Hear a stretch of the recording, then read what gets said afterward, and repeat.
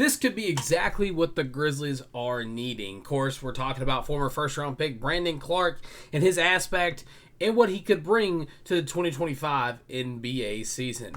Hi, everybody. Welcome back to Grizzlies Digest. Tristan Harlen, excited to be back with you. Now, today we're going to be talking about Brandon Clarke. Now, a lot of people like Brandon Clarke. A lot of people don't like Brandon Clarke. A lot of people are surprised that Brandon Clarke has not been traded yet.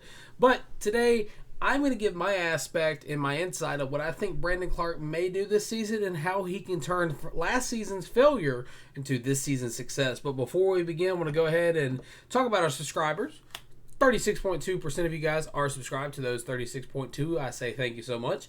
And to the 63.8% of you guys, I say come on now.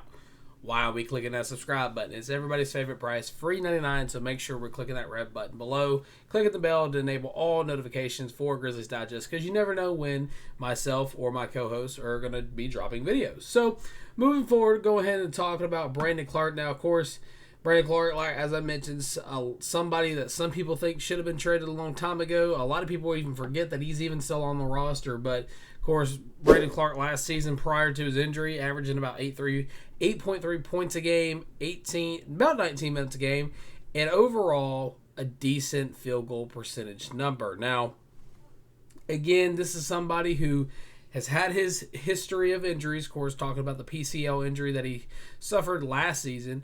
And this is a guy that, again, a lot of people forget is on the team now. Of course, Brandon Clarke, former first-round pick back in 2019, has been on the Grizzlies ever since then, and he's played with Jaren, he's played with Jai, he's played with Jay Crowder, he's played with, anybody you could think of that's been on the Grizzlies roster from 2019 to today. Brandon Clarke has shared the court with him at some point, even if it's in practice. Now, Brandon Clarke possibly will be using that 7th, 8th man rotational spot in the lineup, possibly starting at the center position to open up the season due to Zach Edey's injury. But this is a guy that at one point looked like a star, looked like a stud, and now he's kind of starting to fizzle out due to injuries and just lack of rotational minutes and stuff of that nature. But, this is a guy that overall, ever since his debut for the Grizzlies, he's been a double-digit scorer outside of last season that he was injured in, and he still almost got to that 10-point margin.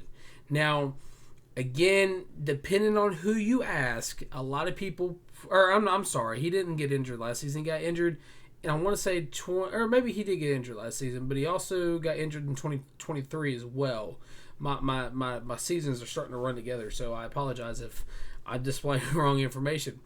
But this is a guy who, again, is proven his worth for the Grizzlies in the rotation, whether that's coming in as a 6th, 7th, or even an 8th man spot and playing back up to Steven Adams, to Jaren Jackson at some point, and Zach Edey. Brandon Clarke has the intangibles to be that rotation player that is going to help the Grizzlies get over the hump, and that the hump being the 20-game win margin, because a lot of people, whether that's ESPN, I know a lot of people don't like talking about Bleacher Report, but Bleacher Report, Kenny Beecham, famous YouTuber, love watching Kenny, King of the Fourth Quarter, for those of you that don't know. A lot of them are saying the Grizzlies aren't going to win that many games this season. Now, I disagree with that because of the star power that they have. Definitely, you've already seen my season prediction video, so if you haven't, go back and watch that one. But overall, Brandon Clarke is a guy that is a fine tool player that may start some games, may come off the bench in others, but when he's healthy and he's active, he's given the Grizzlies over 10 points a game. Minus last season, he was almost there, but again, I believe he suffered a PCL injury last season, or it was one of the seasons. Like I said, my seasons are running together, and of course with the off season, it's kind of crazy. But this is a guy who, if Jaren misses opening night, and if he misses any extended time due to the turf toe injury, I don't think he will, but if he does, then Clarke's going to be starting at the 4 or the 5, depending on the status of Jaren. Now, the Grizzlies have gone out and got depth at the center position that they could possibly use to put Clarke back in the power forward position where he naturally plays. but it's just something to keep our eyes on as the season progresses. Now, again, Brandon Clarke, somebody that a lot of people thought should have been traded at the deadline, should have been traded in the offseason. I myself was possibly thinking about including him in trade packages to move him to bring in another piece. But definitely is something to watch out for is how does he progress this season under a new head coach? Does he stay the same with around 10 points, around above 15 points or 15 minutes a game, or does he kind of take a statistical hit and then the Grizzlies look to move him at the deadline? Now, everybody knows how Zach Kleiman works, the GM of the Memphis Grizzlies. He really doesn't make moves unless he has to. I don't think that's how this season's going to go, especially if the Grizzlies are, only 20 to 30 wins at the deadline or at All-Star weekend break. It's definitely going to be something that we look into here on Grizzlies Digest, something that, fans are going to look into. But something else about Brandon Clarke is that, to me, I definitely think that Brandon Clarke is somebody who, while yes, is going to be averaging over 10 points a game, hopefully, he really could see a jump in the rebound category now. Yes, he stayed the same at about 5 rebounds every season that he's been healthy, minus the 2023-2024 season. But when you add into the aspect of who exactly is on the Grizzlies roster, then you may see his productivity numbers jump because of the need that the Grizzlies are going to have at that position. Now, let me know your thoughts in the comments. Do you think Brandon Clarke's going to have a better year than last season, or do you think he's possibly going to take a hit due to the new coaching staff and the different type of offenses that they may implement this coming season?